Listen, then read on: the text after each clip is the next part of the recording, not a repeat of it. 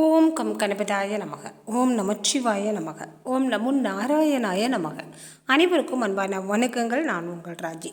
நம்ம வாழ்க்கையில் நம்ம சில கஷ்டங்களை தவிர்த்து நல்ல முறையில் வாழணும், சிறப்பான ஒரு வாழ்வு வாழணும், சிறந்த மனிதனாக நற்பெயரை கொண்டு வாழணும் அப்படின்னா நம்ம வாழ்க்கையில் சில எளிய வழிகளை பின்பற்றினாலே போதுங்க.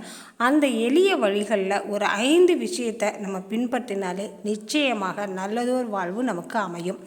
இந்த 5 விஷயங்களில் முதல் விஷயமாக நம்ம சொல்கிறது, தினமும் இறைநாமம் சொல்லணும். தினம்தோறும் நமக்கு பிடித்த இறைவனுடைய நாமத்தை சொல்லணும்.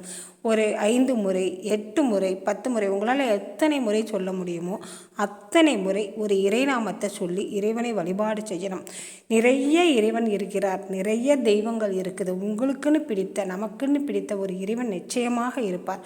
அந்த இறைவனை மனதார வழிபாடு செய்து அவருக்கு உரிய நாமத்தை தினம்தோறும் சொல்லும் பழக்கத்தை ஏற்படுத்தி கொண்டாலே போதுங்க.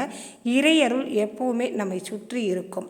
தினம்தோறும் கோவிலுக்கு போகிறது நல்லது. தினம்தோறும் நம்மால் கோவிலுக்கு போக முடியல அப்படின்னாலும் வாரத்தில் ஒரு நாளாவது நம்ம கோவிலுக்கு போகணும் அப்படிங்கிற ஒரு பழக்கத்தை ஏற்படுத்திக்கணும்.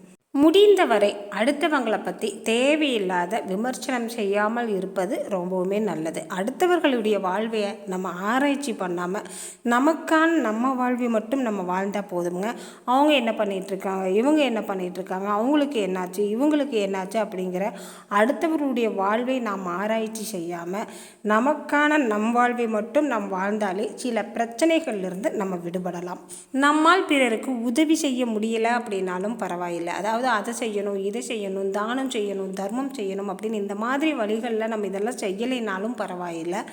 நம்மால் யாருக்கும் எந்த ஒரு தீங்கும், நம்மால் யாருக்கும் எந்த ஒரு கெட்ட பெயரும், நம்மால் யாருக்கு எந்த உபத்திரியமும் ஏற்படுத்தாமல் நம்ம இருந்தாலே போதும், நமக்கு நற்கதி அமையும் அப்படின்னு சொல்லியிருக்காங்க. அதாவது பெரிய அளவில் மற்றவர்களுக்கு உதவி செய்யலை அப்படின்னாலும், மற்றவர்களுக்கு உபகாரம் பண்ண முடியலைனாலும் உபத்திரியம் பண்ணாமல் இருந்தாலே போதுமானதுங்க.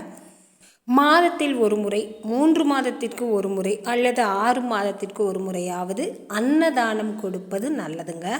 அன்னதானம் அப்படிங்கிறது நிறைய அளவில் செய்ய முடியல அப்படின்னாலும் ஒரு சர்க்கரை பொங்கலை வச்சு 10 பேருக்கு 10 கரண்டி கொடுத்தாலே அது சிறப்பான ஒரு அன்னதானம். அன்னதானம் கொடுக்கணும் அப்படிங்கிற ஒரு பழக்கத்தை மாதத்தில் ஒரு முறை அல்லது 3 மாதத்திற்கு ஒரு முறை, 6 மாதத்திற்கு ஒரு முறையாவது செய்யுங்க. அன்னதானம் கொடுப்பது நம்மளுடைய அனைத்து கர்மாக்களையும் தீர்க்குங்க. நம் செய்த பாவங்கள் அனைத்தையும் தீர்க்கும். நமக்கு அன்னதோஷம் அப்படிங்கிறதே ஏற்படாது. ஒன்று செய்ய முடியல அப்படின்னாலும் 5 ரூபா கட்டு பிஸ்கெட்டு 10 கட்டு வாங்கி ஒரு 10 பேத்துக்கு கொடுங்க. இல்லாத ஏழை எளியவங்க நிறையா பேர் ரோட்டில் நின்று கையேந்திட்டு இருப்பாங்க. அந்த மாதிரி ஆட்களுக்கு ஒரு 10 ரூபாய்க்கு பிஸ்கெட் வாங்கியாவது கொடுங்க. அதுவே மிகப்பெரிய உபகாரம்தான். இன்று ராமநவமியான இன்றைய நாளில் ஸ்ரீராமச்சந்திரமூர்த்தியோட திருநாமத்தை சொல்லி வழிபாடு செய்தால் ஸ்ரீ ஆஞ்சநேயருடைய அருளும் அனுகிரகமும் கிடைக்கும். ஸ்ரீராமருடைய அருளும் அனுகிரகமும் கிடைக்கும். அன்னை சீதா பிராட்டியாருடைய அருளும் அனுகிரகமும் நமக்கு கிடைக்கும். ஸ்ரீராமர் மனிதனாக அவதரித்து, அதாவது தெய்வம் மனிதனாக அவதரித்து ஒரு மனிதன் எப்படி வாழணும், இந்த முறையில் வாழ்ந்தால் அவனுடைய வாழ்வு சிறப்பானதாக இருக்கும். அதாவது நிறைய பிரச்சனைகள், கஷ்டங்கள் அப்படிங்கிறது மனிதனுடைய வாழ்வில் சகஜம்தான். இந்த பிரச்சனைகள் கஷ்டங்கள்லையும் நம்ம தீய வழியில் போகாமல் நல்ல வழியில் நேர்மையாக வாழணும் அப்படிங்கிறதுக்கு எடுத்துக்காட்டாக வாழ்ந்து காமிச்சவர் ஸ்ரீராமர். ஸ்ரீராமருடைய ஸ்ரீராம ஜெயம் என்ற மந்திரத்தை எவர் ஒருவர் தினமும் சொல்கிறாரோ அவருக்கு ஸ்ரீ ஆஞ்சநேயரின் அருள் பரிபூர்ணமாக கிடைக்குங்க. ஸ்ரீராம ஜெயம் என்ற மந்திரத்தை தொடர்ந்து சொல்லிக்கிட்டே இருக்கிறப்ப நம்ம வாழ்க்கையில் நமக்கு ஜெயம் உண்டாகும், வெற்றி உண்டாகும். ஸ்ரீராம ஜெயம் என்ற மந்திரத்தை சொல்ல சொல்ல ஜெயமான ஜெயலட்சுமி நம்ம கூடயே இருப்பாங்க. ஸ்ரீராம ஜெயம் என்ற மந்திரத்தை சொல்ல சொல்ல ஆஞ்சநேயர் நிழல் போல நம்மை பின்தொடர்வார். ஆஞ்சநேயர் நம்மை பின்தொடர்ந்தாலே போதும், தீய பிரச்சனைகள், தீயவைகள் அனைத்தும் நம்மை விட்டு விலகிவிடும். ஆஞ்சநேயருடைய அருளும் அனுகிரகமும் இருந்தால் சனியின் கோரப்பிடியிலிருந்தும் கூடி விடுபடலாம். உங்களுக்கு எப்பேற்பட்ட பிரச்சனை இருந்தாலும் சரி, எந்த ஒரு துன்பமாக இருந்தாலும் சரி, தீர்க்கவே முடியாத பிரச்சனையாக இருந்தாலும் சரி, தொடர்ந்து 48 நாட்களுக்கு தினம்தோறும் 108 முறை ஸ்ரீராம ஜெயம் என்ற மந்திரத்தை மட்டும் சொல்லிட்டு வாங்க. உங்களோட பிரச்சனைகள் அனைத்தும் தவிடுபொடியாகுங்க. ஸ்ரீராம ஜெயம் என்ற மந்திரத்திற்கு அத்தனை அற்புதமான அதிசக்தி இருக்குங்க. சக்தி வாய்ந்த மந்திரம் அப்படின்னாவே ஸ்ரீராம ஜெயம் என்ற மந்திரம். ஸ்ரீராம ஜெயம் என்ற மந்திரம் சொல்கிறப்ப அன்னை மகாலட்சுமி எப்பவுமே நம்ம கூட இருப்பாங்க. ராமா அப்படின்னாலே ஆஞ்சநேயர் நம்ம கூட இருப்பாங்க. ஜெயம் அப்படிங்கிறப்ப விஜயலட்சுமியும் ஜெயலட்சுமியும் நம்ம கூட இருப்பாங்க.